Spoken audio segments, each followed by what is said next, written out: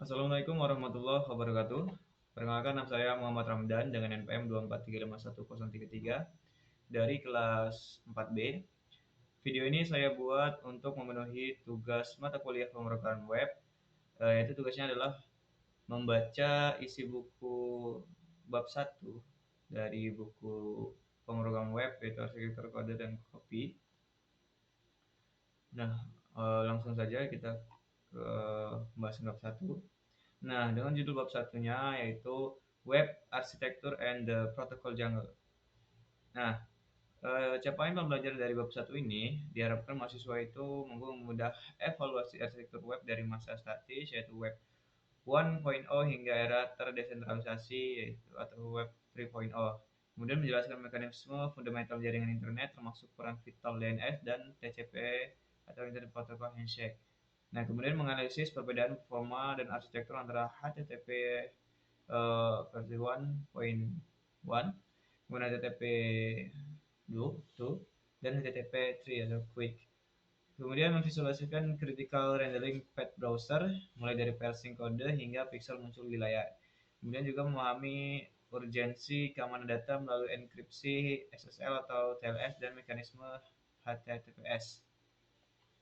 Kemudian masuk ke pembahasan pertama yaitu evolution of the web dari read only ke semantic ownership. Nah, secara web bukanlah sekedar deretan angka tahun yang membosankan, melainkan sebuah kronologi evolusi kapabilitas manusia dalam berinteraksi dengan informasi digital. Nah, Web 1.0 yang sering disebut sebagai era read-only web adalah masa di mana internet berfungsi layaknya perpustakaan digital raksasa yang statis dan satu arah. Nah, pada masa ini, pengguna hanya bisa mengonsumsi konten tanpa memiliki kemampuan untuk memberikan umpan balik atau berinteraksi secara langsung dengan alam tersebut. Situs web dibangun menggunakan file HTML murni yang disimpan di server fisik dan setiap kali ada pembaruan informasi, pengembang harus mengedit kode secara manual dan mengunggahnya ulang. Bayangkan ini seperti berkomentar di kertas koran tersebut agar dibaca orang lain. Nah, bagaimana contoh web 1.0 ini? Web 1.0.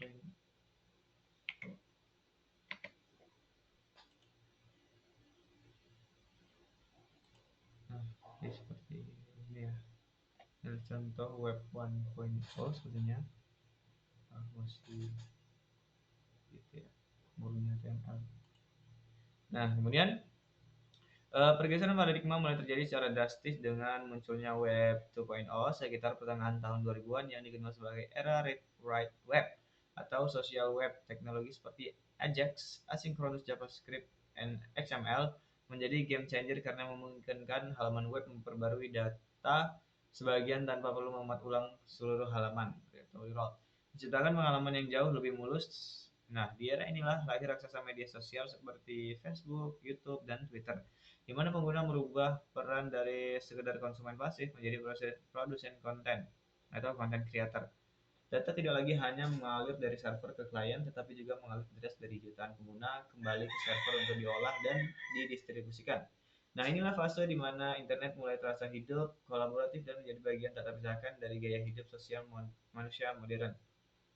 Namun, Web 2.0 ini memiliki cacat arsitektural yang fundamental, yaitu sentralisasi data yang ekstrim pada segelintir perusahaan teknologi besar atau big tech. Sebagai respons terhadap isu privasi dan kepemilikan data ini, muncullah konsep Web 3.0 yang sering disebut sebagai Read, Write, Own Web atau Semantic Web. Nah, arsitektur ini mencoba mengembalikan kekuatan ke tangan pengguna melalui desentralisasi. Nah, seringkali dengan memanfaatkan teknologi blockchain dan jaringan peer-to-peer. Tujuannya adalah menciptakan internet di mana mesin dapat memahami makna atau semantik dari data dan pengguna memiliki kedaulatan penuh atas identitas serta aset digital mereka tanpa perantara. Meskipun masih dalam tahap adopsi awal dan penuh perdebatan, filosofi Web 3.0 ini memaksa kita berpikir ulang tanpa siapa yang sebenarnya memegang kunci data kita. Nah, di luar definisi kaku versi angka tersebut, tren web saat ini sebenarnya sudah memasuki fase hibrida yang sangat didorong oleh kecerdasan buatan atau AI. Nah, kita melihat pergeseran dari pencarian berbasis kata kunci atau keyword based search menjadi pencarian berbasis maksud yaitu intent-based search yang ditenagai oleh large language models atau LLM. Nah, aplikasi web modern tidak lagi hanya menampilkan data statis, tetapi mampu memprediksi kebutuhan pengguna dan menjadikan konten yang dipersonalisasi secara real time. Nah, batas antara aplikasi native di ponsel dan aplikasi web semakin kabur berkat teknologi Progressive Web Apps atau PWA yang memungkinkan web diakses secara offline. Nah, ini adalah era di mana efisiensi, kecepatan, dan kecerdasan menjadi metrik utama keberhasilan sebuah platform digital. Nah, penting bagi seorang web arsitek untuk memahami bahwa setiap transisi versi web ini selalu didorong oleh kebutuhan akan skalabilitas dan interaktivitas yang lebih tinggi. Nah, perubahan dari web 1.0 ke 2.0 dipicu oleh kebutuhan manusia untuk bersosialisasi, sedangkan pergeseran ke arah web 3.0 atau web AI dipicu oleh kebutuhan akan kepercayaan, terus dan efisiensi otomatisasi. Nah, kita tidak bisa lagi membangun aplikasi dengan pola pikir tahun 2010 di mana server adalah segalanya. Kita harus memikirkan distribusi beban, edge computing, dan pengalaman pengguna yang instan. Nah, sebagai mahasiswa, tugas kalian bukan hanya menghafal definisinya, tetapi juga memahami trade-off arsitektur apa yang terjadi di setiap eranya. Nah, masa depan web tidak akan berhenti di sini karena teknologi imersif seperti spatial web atau IR atau VR memiliki mulai menuntut standar baru dalam pengiriman data berlatensi super rendah. Protokol-protokol lama sedang diperbarui atau digantikan untuk mendukung volume data masif yang dibutuhkan oleh dunia 3D dan streaming resolusi tinggi. Nah, web sedang berevolusi menjadi sebuah sistem informasi global yang tidak terikat pada satu perangkat keras tertentu. Oleh karena itu, memahami sejarah evolusi ini memberikan konteks mengapa teknologi tertentu diciptakan dan masalah apa yang sebenarnya ingin mereka selesaikan. Tanpa pemahaman ini, kita hanya akan menjadi tukang ketik kode yang buta arah di tengah hutan teknologi yang terus berubah. Kemudian pembahasan kedua yaitu network fundamental atau pipa digital di balik layar. Nah, sebelum membahas kode HTML atau CSS, kita harus paham bahwa internet pada dasarnya adalah jaringan kabel fisik raksasa yang menghubungkan miliaran komputer. Nah, model komunikasi yang paling umum digunakan dalam pemrograman web adalah client server arsitektur, sebuah konsep yang mirip dengan dinamika di sebuah restoran cepat saji. Di sini klien yaitu browser di laptop atau HP kamu bertindak sebagai pelanggan yang lapar, sedangkan server adalah dapur yang menyimpan bahan makanan, data, dan koki logika aplikasi. Nah, pelanggan tidak bisa sembarangan masuk ke dapur dan mengambil makanan sendiri. Mereka harus memesan melalui pelayan atau API sesuai dengan menu yang tersedia. Jika dapur sedang sibuk atau pelayan telah mencatat pesanan, maka makanan yaitu respons akan terlambat sampai atau bahkan salah kirim. Komunikasi antara klien dan server ini tidak terjadi melalui sihir, melainkan melalui seperangkat aturan ketat yang disebut protokol. Dengan fondasi utamanya adalah TCP atau IP, Transmission Control Protocol atau Internet Protocol. Bayangkan IP address sebagai alamat rumah lengkap dengan kode posnya yang memastikan paket data tahu kemana harus pergi di antara miliaran rumah lain di dunia. Setiap perangkat yang terhubung ke internet wajib memiliki alamat IP unik ini, baik itu versi IP versi 4 yang formatnya klasik, misalnya 192.168.1.1, maupun IP versi 6 yang lebih panjang untuk mengakomodasi ledakan jumlah perangkat IoT. Nah, tanpa IP address, internet akan menjadi ruang hampa di mana tidak ada satupun pesan yang bisa menemukan penerimanya. IP adalah identitas lokasi di dunia digital yang memungkinkan routing data terjadi secara global. Namun, sekedar tahu halaman saja tidak cukup. Kita butuh jaminan bahwa paket data yang dikirim akan sampai dengan selamat dan utuh. Dan disinilah peran TCP. TCP bekerja seperti jasa ekspedisi super teliti yang memecah file besar menjadi paket-paket kecil, memberi nomor urut pada setiap paket, dan mengirimkannya satu persatu sebelum pengiriman dimulai. TCP melakukan ritual yang disebut three-way handshake, itu SYN, SYN ACK, dan ACK, untuk memastikan kedua belah pihak siap berkomunikasi. Jika ada paket yang hilang di tengah jalan karena koneksi buruk, TCP akan meminta pengirim untuk mengirim ulang paket tersebut, retransmission sampai data dikirim lengkap. Mekanisme ini menjamin reliabilitas meskipun harus sedikit merugikan kecepatan karena adanya overheat komunikasi bolak-balik. Nah, masalahnya manusia tidak didesain untuk mengingat deretan angka IP address seperti 142.250 dan seterusnya. Kita lebih mudah mengingat nama seperti https www.google.com search. Nah, disinilah DNS atau Domain Name System berperan sebagai buku telepon internet yang menerjemahkan nama domain yang ramah manusia menjadi alamat IP yang ramah mesin. Nah, ketika kamu mengetik URL di browser, proses DNS resolution terjadi secara hierarkis, dimulai dari cache komputer lokal lalu ke DNS resolver, biasanya milik ISP, hingga ke root server dan top level domain utility server. Nah, proses ini berlangsung dalam hitungan milidetik, namun tanpanya kita harus mencatat alamat IP setiap website di buku catatan fisik. Nah, DNS adalah lapisan abstraksi vital yang membuat internet dapat digunakan usable oleh masyarakat umum. Dalam arsitektur modern, pemahaman tentang jaringan ini sangat krusial karena seringkali masalah performa aplikasi bukan disebabkan oleh kode yang buruk, tapi oleh latensi jaringan. Nah, konsep seperti CDN, Content Delivery Network, diciptakan justru untuk mendekatkan data ke pengguna dan meminimalkan jarak fisik yang harus ditempuh oleh paket data. Latensi waktu yang dibutuhkan data untuk pergi dari titik A ke titik B dibatasi oleh kecepatan cahaya dalam serat optik yang merupakan hukum fisika yang tidak bisa dilanggar. Oleh karena itu, seorang engineer yang baik harus selalu memikirkan cara mengurangi jumlah perjalanan data antara klien dan server.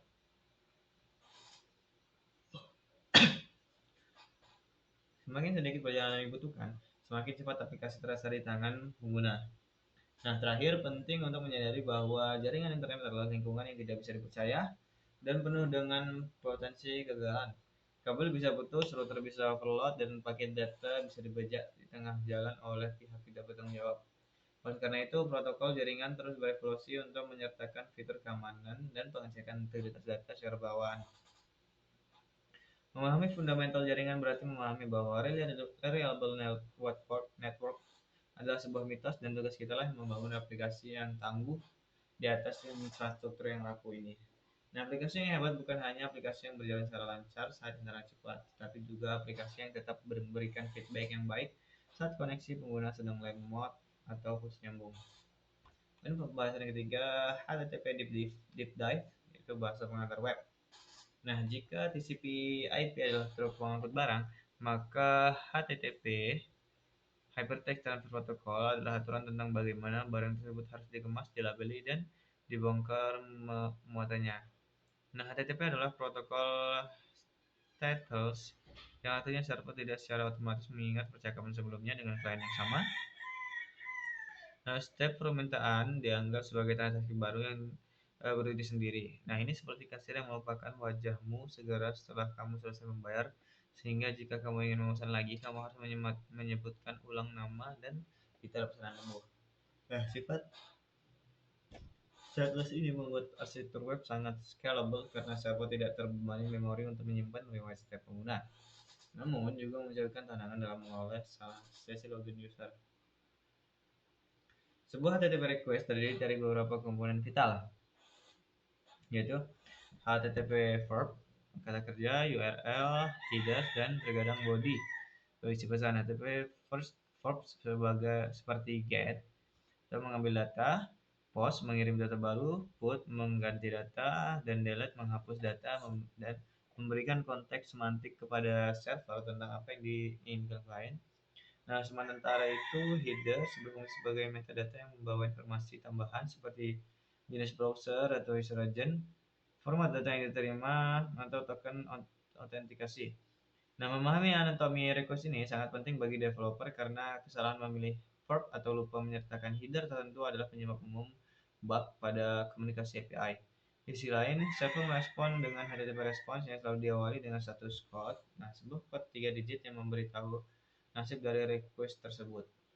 Kode 2xx seperti 200 OK berarti sukses, 3 XR seperti 301 move permanently berarti ada pengalihan 4 sekian seperti 404 not found berarti kesalahan ada di pihak klien, dan 5 sekian seperti 500 internal server error berarti server sedang bermasalah. Kemudian menghafal dan menggunakan status code ini dengan tepat adalah etika dasar dalam pemrograman web agar aplikasi front-end bisa bereaksi dengan benar terhadap hasil request. Nah, jangan pernah mengirim status 200 OK jika sebenarnya terjadi error di backend, karena itu akan membingungkan sistem monitoring dan development lain. Evolusi HTTP sangat menarik untuk diamati, dimulai dari HTTP 1.1 yang menjadi standar selama bertahun-tahun namun memiliki masalah permaserius bernama Head Offline Blocking. Dalam HTTP 1.1, browser membatasi jumlah koneksi ke satu server, biasanya 6 koneksi, sehingga jika ada satu file gambar besar yang macet saat diunduh, file-file kecil di belakangnya harus antre menunggu. The waterfall effect. Ini ibarat antrean di kasir supermarket yang hanya buka satu jalur. Jika pelanggan di depan belanjaannya segerobak penuh dan kartunya error, kamu yang hanya beli permen ikut tertahan lama. Nah, inefisiensi ini memaksa developer melakukan trik aneh seperti domain sharding atau CSS sprites di masa lalu. Nah, HTTP 2 hadir sebagai solusi revolusioner dengan memperkenalkan fitur multiplexing yang menggunakan banyak request dan respon dikirim secara bersamaan melalui satu koneksi TCP tunggal. Nah, bayangkan jalan raya yang tadinya hanya satu jalur diubah menjadi jalan tol banyak jalur, di mana motor, mobil, dan truk bisa melaju berbarengan tanpa saling tunggu. Nah, HTTP 2 juga mengoperasi headers yang berulang-ulang dikirim dan memungkinkan server mengirim data ke klien sebelum diminta, server push. Nah, perubahan ini membuat website web jauh lebih cepat tanpa perlu trik optimasi aneh-aneh yang dulu wajib dilakukan di era HTTP 1.1. Namun evolusi tidak berhenti di situ. Kini kita sedang menyambut era HTTP 3 yang dibangun di atas protokol QUIC, yaitu QUIC UDP Internet Connection. Nah, jika HTTP 2 masih menggunakan TCP yang terkadang lambat saat handshake, HTTP 3 beralih menggunakan UDP yang jauh lebih ngebut karena membuang banyak prosedur verifikasi yang berlebihan. Nah, HTTP 3 desain khusus untuk dunia mobile yang koneksinya sering tidak stabil, misalnya saat berpindah dari Wi-Fi ke 4G. Nah, dengan protokol ini, latensi bisa dipangkas drastis dan streaming video atau game bisa berjalan lebih mulus meski sinyal tidak sempurna. Ini adalah bukti bahwa arsitektur web terus beradaptasi mengejar kecepatan cahaya demi pengalaman pengguna terbaik. Kemudian, pembahasan keempat, browser rendering dari kode ke pixel. Nah, pernahkah kamu bertanya apa yang sebenarnya terjadi di milidetik antara saat kamu menekan enter dan saat website muncul di layar? Nah, proses ini disebut critical rendering path, yaitu sebuah urutan tugas super kompleks yang dilakukan oleh browser engine seperti Blink di Chrome atau WebKit di Safari. Nah, langkah pertama adalah parsing HTML, di mana browser membaca file HTML mentah dan mengonversinya menjadi karakter, lalu menjadi token, dan akhirnya menyusunnya menjadi DOM tree. DOM adalah representasi struktur halaman dalam memori yang berbentuk pohon. Nah, jika ada kesalahan sintaks HTML, browser modern cukup pintar untuk mencoba memperbaikinya secara otomatis, meskipun ini memakan biaya performa. Secara paralel atau segera setelahnya, browser juga harus memproses file CSS melalui langkah yang disebut CSSOM, yaitu construction. Berbeda dengan HTML yang bisa diproses bagian demi sebagian, CSS bersifat render blocking, artinya browser tidak akan menampilkan apapun ke layar sampai semua CSS selesai dibaca dan dipahami. Hal ini masuk akal karena tidak ingin pengguna melihat halaman yang telanjang tanpa gaya sebelum tiba-tiba berubah menjadi rapi. CSSOM juga berbentuk pohon tree structure karena sifat cascading menurun dari properti CSS, di mana aturan pada elemen ini induk akan diwariskan ke elemen anak. Setelah DOM dan CSSOM siap, browser menggabungkan struktur keduanya menjadi render tree. Perlu dicatat bahwa render tree hanya berisi elemen-elemen yang benar-benar akan ditampilkan di layar. Elemen dengan properti display non di CSS tidak akan dimasukkan ke dalam pohon ini, sedangkan elemen dengan visibility hidden tetap masuk karena masih memakan ruang. Proses penyaringan ini penting agar browser tidak membuang-buang sumber daya komputasi untuk mengurus elemen yang tidak terlihat oleh pengguna. Efisiensi pembentukan render tree sangat mempengaruhi seberapa cepat first contentful pane terjadi. Nah, tahap selanjutnya adalah layout atau sering disebut reflow, di mana browser mulai menghitung geometri presisi dari setiap elemen. Nah, posisi koordinat X, Y, dan ukuran lebar atau tinggi dalam satuan pixel. Nah, proses ini sangat intensif secara matematis karena browser harus memperhitungkan ukuran layar, perangkat, atau viewport, ukuran font, margin, dan interaksi antara elemen. Nah, bayangkan menyusun ribuan kotak puzzle yang ukurannya bisa berubah-ubah tergantung kotak sebelahnya. Nah, itulah kompleksitas proses layout. Setiap kali kita mengubah ukuran jendela browser atau memanipulasi DOM lewat JavaScript, proses layout ini seringkali harus diulang kembali yang bisa menyebabkan tampilan terasa patah-patah atau jeng jika tidak dioptimalkan. Nah, langkah terakhir adalah paint dan composite, di mana browser akhirnya mengisi pixel-pixel di layar dengan warna, gambar, bayangan, dan teks. Nah, pada tahap composite, browser modern memisahkan elemen-elemen tertentu ke dalam lapisan-lapisan terpisah, mirip seperti layar di Photoshop yang menggunakan GPU untuk menggabungkannya. Ini memungkinkan animasi berjalan mulus di 60 fps karena jika ada satu elemen bergerak, browser tidak perlu mengecat ulang seluruh layar, melainkan hanya memanipulasi layar tersebut. Nah, sebagai developer, memahami pipeline ini mengajarkan kita untuk menulis kode yang efisien, misalnya dengan lebih memilih seperti properti transform dan opacity untuk animasi karena properti ini murah dan tidak memicu proses layout ulang yang berat. Kemudian pembahasan kelima yaitu web security baseline, benteng pertahanan digital. Nah, di hutan belantara internet, data adalah komoditas paling berharga dan protokol HTTP standar ibarat mengirim kartu pos. Siapa saja yang memegang kartu pos tersebut di tengah perjalanan bisa membaca isinya dengan jelas. Jika kamu mengirim paspor atau nomor kartu kredit melalui HTTP biasa, seorang peretas yang berada di jaringan Wi-Fi yang sama, misalnya di kafe, bisa dengan mudah melakukan serangan man in the middle dan mencuri data tersebut. Inilah mengapa HTTP dianggap insecure by default dan tidak boleh lagi digunakan untuk aplikasi produksi di era modern. Nah, kesadaran akan bahaya ini melahirkan standar keamanan baru yang wajib diterapkan. Solusinya adalah HTTPS, Hypertext Transfer Protocol Secure, yang pada dasarnya adalah HTTP yang dibungkus dalam lapisan enkripsi bernama SSL atau TLS. Bayangkan kembali kartu pos tadi, tapi sekarang kartu pos tersebut dimasukkan ke dalam kotak baja yang terkunci rapat sebelum dikirim. Hanya pengirim dan penerima yang memiliki kunci untuk membuka kotak tersebut. Nah, bahkan jika kotak itu dicuri di tengah jalan, pencuri tidak akan bisa melihat isinya tanpa kunci yang tepat. HTTPS menjamin tiga hal, yaitu kerahasiaan, itu data tidak bisa dibaca pihak lain, integritas, yaitu data tidak diubah di tengah jalan, dan autentikasi, yaitu memastikan kamu berkomunikasi dengan server yang asli, bukan server palsu atau phishing. Nah, jantung dari HTTPS adalah proses DLS handshake, di mana sebuah tarian kriptografi rumit yang terjadi di dalam hitungan milidetik sebelum data sesungguhnya dikirim. Nah, dalam proses ini browser dan server saling menyepakati algoritma enkripsi ke ciphersuite yang akan digunakan. Dan server mengirimkan kartu identitas digitalnya yang disebut sertifikat SSL. Browser kemudian memverifikasi sertifikat ini apakah masih berlaku. Nah, apakah dikeluarkan oleh lembaga terpercaya? Jika verifikasi gagal, browser akan menampilkan layar merah menyeramkan bertuliskan "Your connection is not private" untuk memperingatkan pengguna agar segera kabur. Sistem kepercayaan ini bergantung pada pihak ketiga yang disebut Certificate Authority atau CA, seperti Let's Encrypt, DigiCred, atau Cloudflare.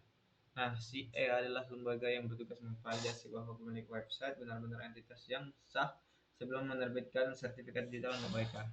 Nah, ini mirip dengan kantor kelurahan yang menerbitkan KTP. Kita percaya bahwa KTP itu asli karena kita percaya pada pemerintah yang menerbitkannya. Jika kunci private server bocor, maka keamanan enkripsi ini runtuh seketika dan sertifikat harus segera dicabut Oleh karena itu, manajemen sertifikat dan kunci adalah skill vital bagi seorang DevOps atau backend engineer.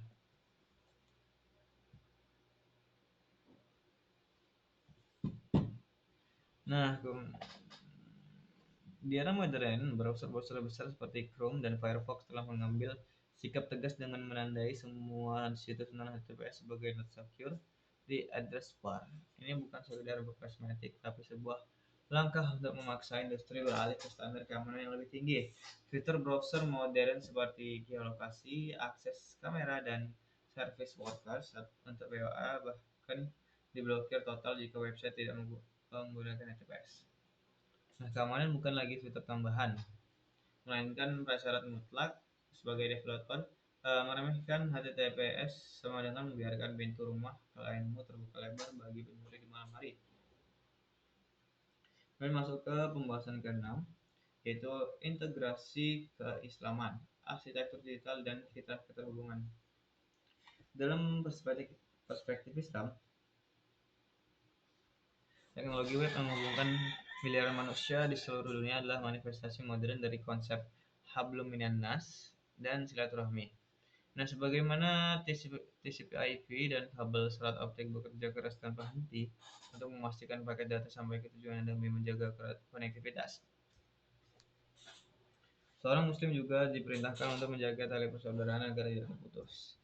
Nah, infrastruktur internet yang kita pelajari mengajarkan bahwa isolasi adalah hambatan bagi kemajuan, sedangkan konektivitas adalah kunci pertukaran manfaat.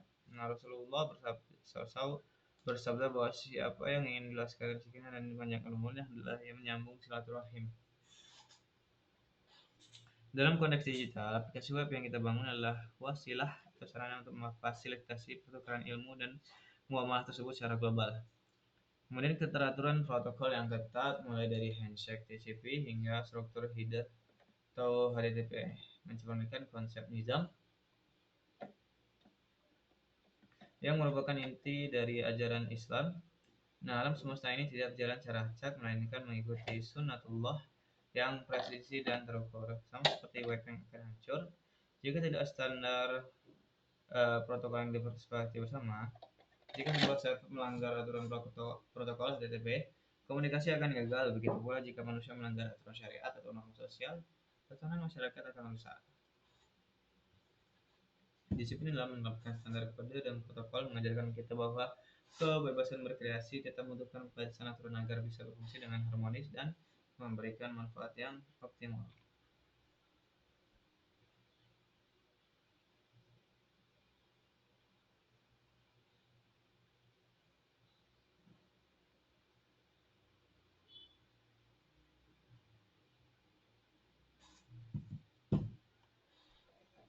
Nah, peran DNS dan sertifikat SSL atau TLS dalam memverifikasi identitas server sangat selaras dengan perintah Al-Quran tentang tabayun, verifikasi dalam surah Al-Hujurat ayat 6. Allah memerintahkan kita untuk meneliti kebenaran sebuah berita agar tidak menimbulkan musibah kepada orang lain karena kebodohan.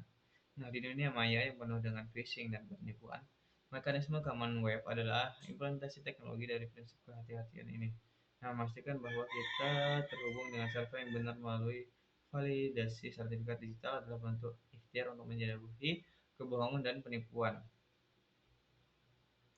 Teknologi ini melindungi pengguna dari informasi palsu dan memastikan integritas pesan tetap terjaga dari pengirim hingga menerima tanpa distorsi. Nah, semangat evolusi dari HTTP 1.1 yang lambat menuju HTTP 3 yang super cepat menciptakan prinsip ihsan dan itqan.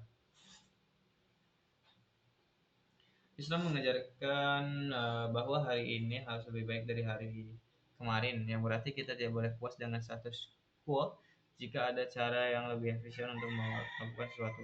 Nah, Allah mencintai hambanya yang apabila melakukan suatu pekerjaan, ia melakukannya dengan itqan, tekun dan sempurna. Upaya para insinyur dunia untuk memangkas latensi dan meningkatkan kecepatan akses informasi adalah bentuk jihad intelektual untuk memudahkan urusan manusia. Kita harus mengadopsi mentalitas ini. Terus belajar teknologi terbaru bukan hanya untuk gaji yang lebih tinggi, tetapi untuk memberikan layanan terbaik yang memudahkan hidup orang lain. Terakhir, kita harus menyadari bahwa seluruh arsitektur web ini hanyalah wasilah dan hukum penggunaannya bergantung pada mukosid di baliknya. Nah, sebuah pisau bisa digunakan untuk memotong roti atau melukai orang. Begitu pula web bisa digunakan untuk menyebarkan dakwah dan ilmu atau menyebarkan maksiat dan fitnah. Sebagai pengembang, kita memikul tanggung jawab etis atas platform yang kita bangun. Nah, apakah platform tersebut mendekatkan pengguna kepada kebaikan atau justru memfasilitasi keburukan? Nah, kita harus berniat menjadikan setiap baris kode dan arsitektur yang kita rancang sebagai amal jariah dan terus mengalir pahala kebaikan dengan cara membangun sistem yang bermanfaat, adil, dan tidak mengeksploitasi kelemahan pengguna. Kemudian kita masuk ke kesimpulan tentang mental aesthetic web. Nah, bab ini telah meruntuhkan ilusi bahwa web hanyalah sekedar layar yang menyala. Kita telah membedah anatomi internet dan menemukan bahwa setiap keputusan teknis memiliki konsekuensi arsitektural. Nah, berikut adalah rangkuman poin-poinnya.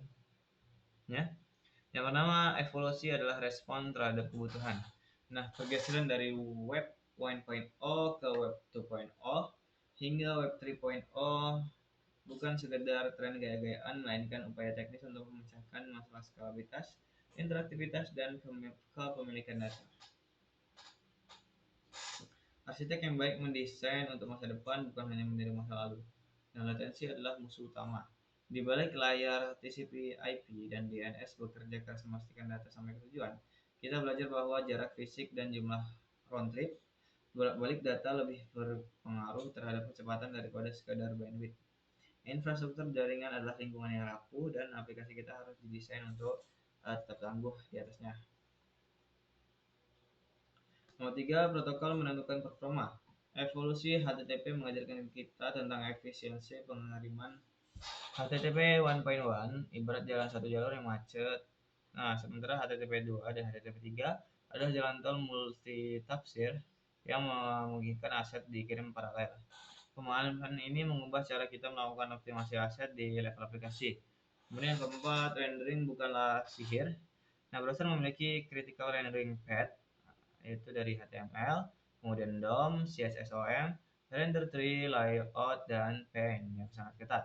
Nah, kode yang buruk bukan hanya jelek dilihat, tapi membebani CPU perangkat pengguna. Efisiensi penulisan kode HTML dan CSS berdampak langsung pada seberapa cepat pixel muncul di layar. Keamanan bukan fitur opsional. Di hutan belantara internet yang penuh predator, HTTPS dan SSL adalah baju zirah standar mengabaikan keamanan data dan validitas identitas sama dengan membangun rumah tanpa pintu. Trust adalah mata uang paling berharga di web dan HTTPS adalah cara kita menjaganya. Kemudian dengan fondasi arsitektur ini kamu kini siap untuk melangkah ke bab 2 di mana kita akan mulai meletakkan batu bata pertama dalam pembangunan aplikasi web semantik. Nah, mungkin sampai situ karena ini adalah akhir dari bab 1, mungkin hanya ini video yang dapat saya sampaikan. Lebih kurangnya saya mohon maaf. Apabila ada salah kata saya mohon maaf. Wabillahi taufiq walhidayah. Wassalamualaikum warahmatullahi wabarakatuh.